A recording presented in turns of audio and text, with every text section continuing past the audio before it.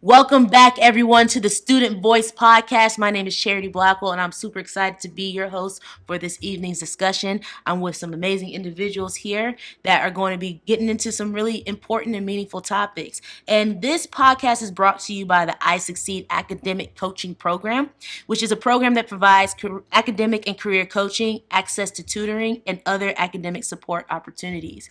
And so today we're going to be talking about a topic with amongst folks that are part of this program that really focuses on mental health. So we're going to talk about sacrifice or self-care. How are people managing mental health and wellness?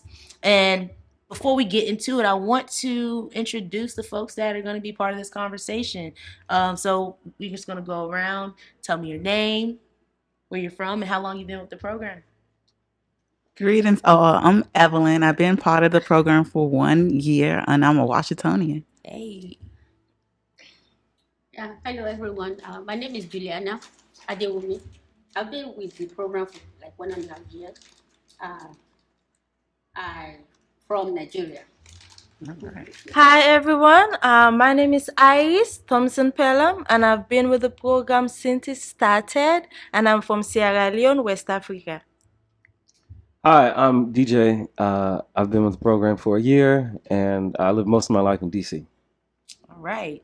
Let's get right into it. So, topic self-care, sacrifice, managing mental health and wellness. I love this topic personally. I'm a DEI AB practitioner, so I have to really take this type of topic super serious. So I'm really excited to talk with you all about self-care, sacrifice, managing your mental health and wellness as an adult student. So let's talk about it.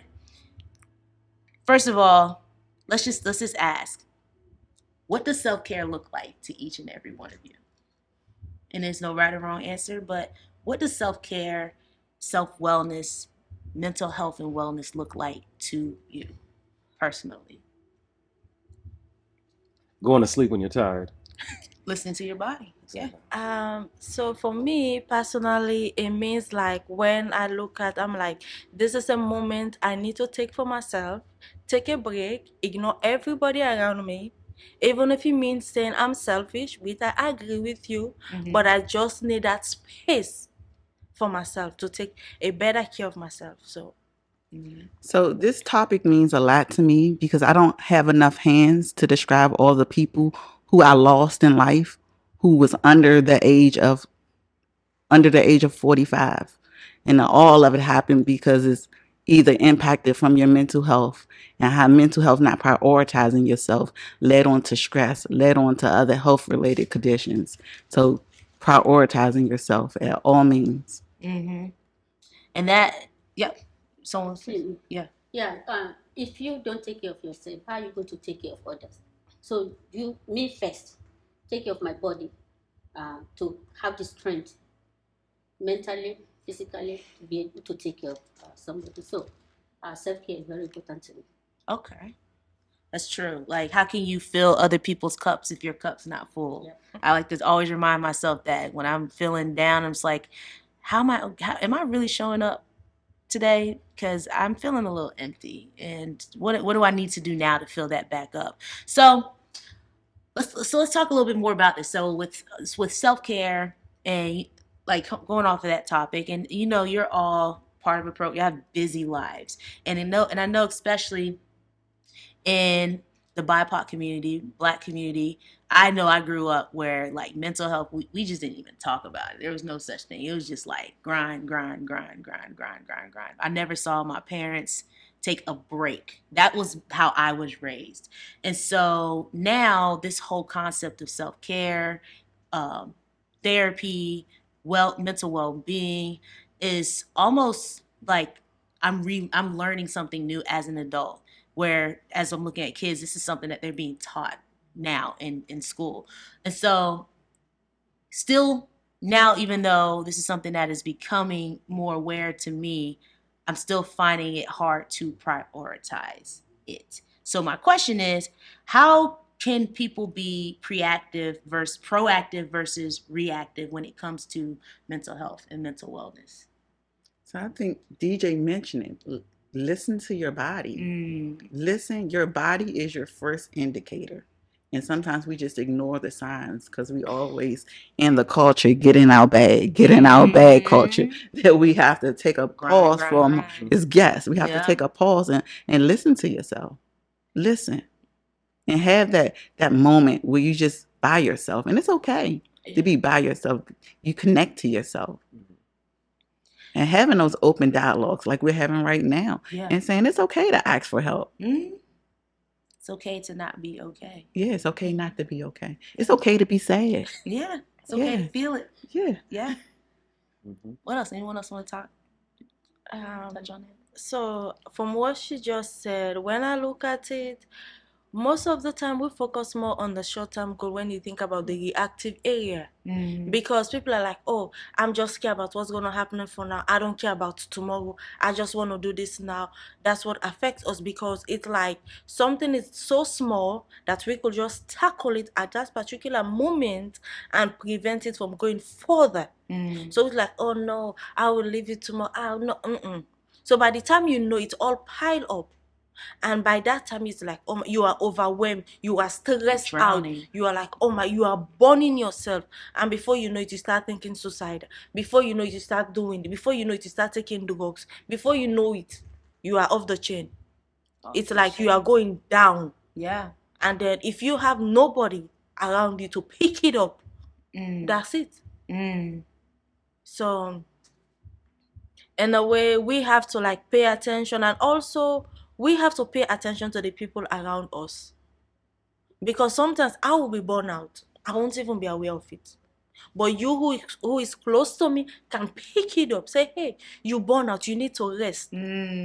Sometimes we just need that helping hand to say, hey, I'll help you. Or sometimes we get friends who are like, oh my God, I need your help. Let us be there for them. But like, oh, I'm too busy. Busy doing what? Yeah. That's the excuse we keep giving ourselves. And then, oh, this person died of suicide. So like, huh? And we were never there. So we have to be a helping hand to others. Not just them taking a break, but also we need to support them. Sometimes we have our friends who are going through stress and everything. They find it hard to confide in us because we judge them. It's like, oh, I'm going through this thing. I need somebody to talk to can help and guide me. No. Oh, no. Why should you? Because you don't know how to open up. You don't know how to speak up. You keep everything suppressed. Everything. One day it's going to burst out. Yeah. So I feel like we should not judge people. If you can be of help to them, just like, oh, I sympathize with you, but at this moment, I don't know what to say. That's it. Don't judge them. Yeah. That's real. And I appreciate that, because I think that part of that proactive piece that you kind of touched on is listening to folks around you. Sometimes I don't even know I'm drowning until someone's like, Charity, you good? You all right? You know what I'm saying?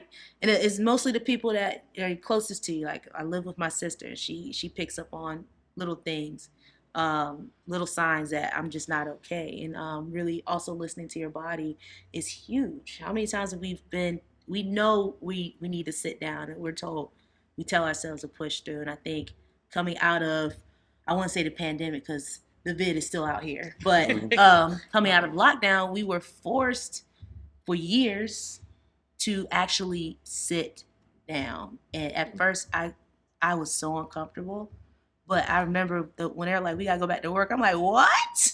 Yeah. I'm just getting used to this. Why? Like, what is this about? But we forget to like take care of self, and I think that was a huge reminder to the world. Anyone else have any touch on that? Yeah. As I said earlier, we're taking care of other people. For example, nurses. We take care of people. We check their labs if there's something wrong with them, but we don't check our own labs. Some of us, we have insurance. We don't even use it. For years, we don't use it. Our job have to force us to go and do physical exam, and that physical exam, it doesn't pick up everything. Yeah. But we busy taking care of other people. Like, it's good that's what we are here for, to take care of them. That's our job. But we need to take care of ourselves too. I saw some of many nurses, they die on the job. There was one that she was working on duty and she was complaining about chest pain. She told her co-workers, and they said, okay, go to the emergency. But she said, no, just help me lose the bra. Maybe the bra is too tight, and she's still having that uncomfortable feelings. They told her to go. She finished all that 12 hours. When she was driving home, that's when this trouble comes. And she couldn't make it. But when they called 911, she died. She just talked to her mom about 10 minutes ago, and something happened. Like something can happen. Yeah. So we need to take care of ourselves. You have to take care of yourself, especially in that work field. Yeah. That is. The emergency is right there. Just go down. Just check yourself out. Just keep on doing that. And it sounds like it's easier said than done. Do you feel like that? I mean, it sounds because when do you feel like you ever do you have the time? Because I know that's what I hear a lot is like I just don't have the time. So you hear a lot about time management. I take time management out of it. I do a thing called energy management because if I put what does it require me to do this thing? So I check in with myself spiritually. Okay, if I do this, am I going to be empty? How am I physically? So I tap into myself on an energy level wise. I don't even talk about time because if I think about time, it's going to be heavily on my mind. And I know I'm going to waste the time. I never did anything. But if I focus on the energy that's going to take into it, I'm not going to do it. Because I'm like, that's going to take too much from me. That's facts. That is... I'm putting that in my pocket. From what she just said, time is not the issue. Time is not the issue. Time is not a problem. It's just that we feel like, oh, if I go to the doctor, this is what they are going to tell. People fail to go to the doctor because of negative response.